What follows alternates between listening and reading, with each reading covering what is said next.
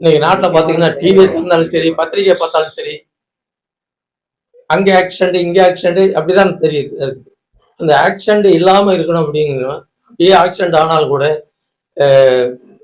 Helmet போட்டு வண்டி ஓட்டுங்க அப்படின்னு சொல்லி நாங்கள் இப்போ என்ன பண்ணியிருக்கோம்னு சொன்னால், இன்னைக்கு வந்து சின்ன குழந்தைகள் வந்து இன்னைக்கு டவுன்ல எல்லாம் பார்த்தீங்கன்னா சின்ன குழந்தைகள் அவங்களோட பெற்றோர்கள் வந்து அந்த பின்னாடி சைக்கிள்லையோ அல்லது பைக்லையோ கூட்டிகிட்டு போவாங்க. அப்படி கூட்டிகிட்டு போவது எந்த விரோதமும் ஏற்பட்டக்கூடாது அப்படின்ற எண்ணத்தில், அப்படியே ஏற்பட்டாலும் கீழே விழுந்தாலும் தலையில் அடிபடக்கூடாது அப்படின்னு சொல்லி கிட்டத்தட்ட 10,000 ஹெல்மெட் போன வருஷம் மட்டும் கொடுத்துருக்கோம். இந்த சென்னை, பெங்களூர் மற்ற நகரங்களில் 10,000 ஹெல்மெட். ஒரு ஹெல்மெட் வந்து 1,150 ரூபா.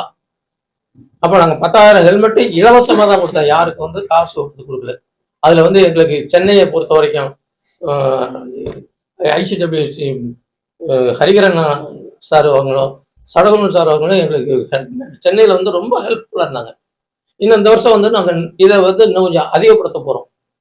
இது வந்து ரொம்ப முக்கியமான சமாச்சாரம். ஏன்னா இன்னைக்கு இன்னொரு விஷயம் என்னன்னு கேட்டிங்கன்னா, இந்தியாவிலேயே அதிகமாக ஆக்சிடென்ட் ஆகக்கூடிய இடம் தமிழ்நாடுன்னு சொல்லிட்டு இருக்காங்க.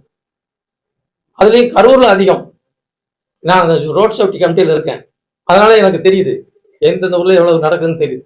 அதனால எல்லா இடங்களையும் குழந்தைகளுக்காக ஹெல்மெட் கொடுத்து அவங்களுக்கு தலையில் அடிபடாத அளவுக்கு எல்லாம் பண்ணிட்டு இருக்கோம். ரொம்ப யூஸ்ஃபுல்லாக இருக்குது. நன்றி.